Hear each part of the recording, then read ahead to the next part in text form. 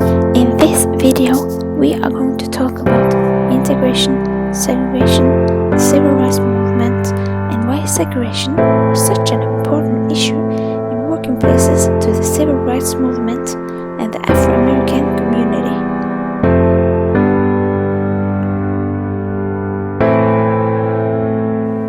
Segregation is to separate human groups from other groups within the same society. The opposite of segregation is called integration.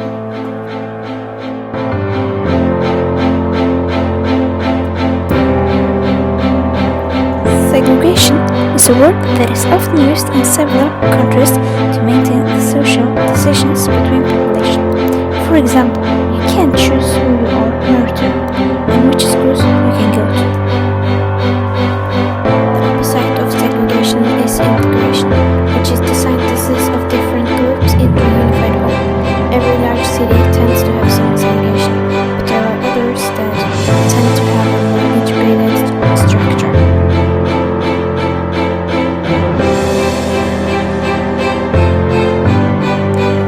For example, in Minnesota there is a lot of white people, but also a lot of other groups who live there like black people.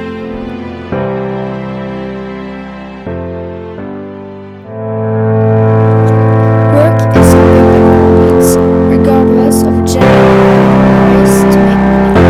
Because the Afro-Americans who know this always let all of them work in the workplace. They refused to let them work because of their race. They were simply workers and to sacrifice salary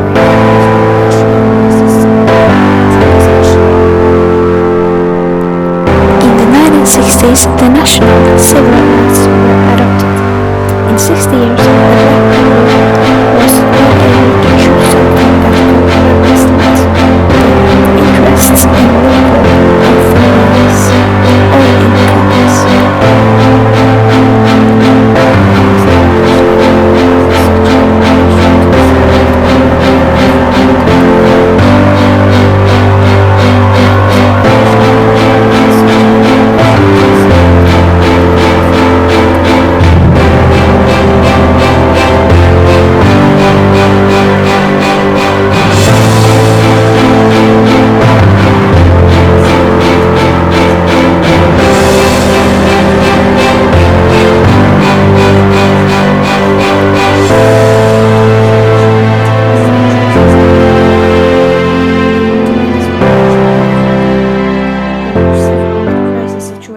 At this time.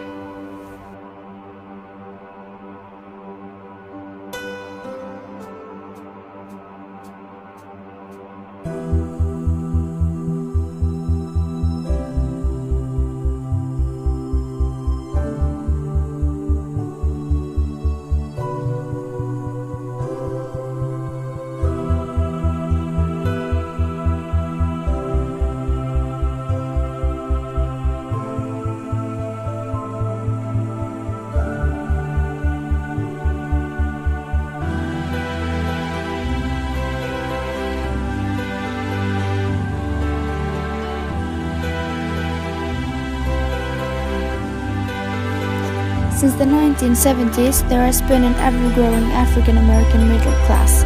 Statistically, African Americans are still underrepresented in politics and in leading positions. In 1945, the segregation and racism was quite large. In several areas lived the poor African Americans who lived with the worst facilities. They had the worst paid jobs and had as far as advice to something. This problem was not only in the southern states, but elsewhere too.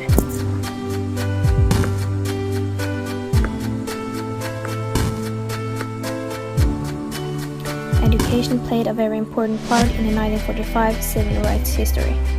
Most of the part of the time was spent on the education. In the past, people were regardless of skin color, and everybody should have the right to decent education. Education was to remain at the forefront of civil rights even after this event.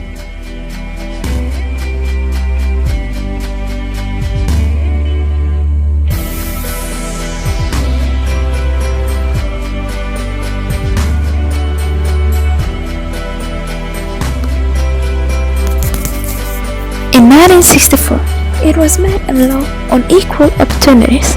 It was now banned with discrimination on the basis of race, color, religion, gender, and nationality. Employers could not discriminate against employees, and they could not give salary than what they should have. Several believe that African Americans didn't deserve an education because they weren't smart enough. Most African Americans found themselves without a good education. This allowed them to end with a bad lifestyle.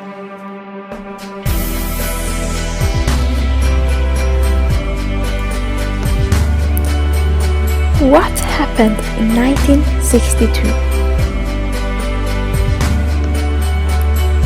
In 1962, there were only schools for the whites, and African Americans didn't get any education. On college campuses, it was only a few African Americans who got to work, the rest was fired. In 1968, when 30% of African Americans at the school, the rest were not allowed. In 1964, participated less than 2% of African American children multiracial schools in 11 states linked to the South. Many colleges remained only white people, and these colleges had very few, if any, African American teachers on its staff.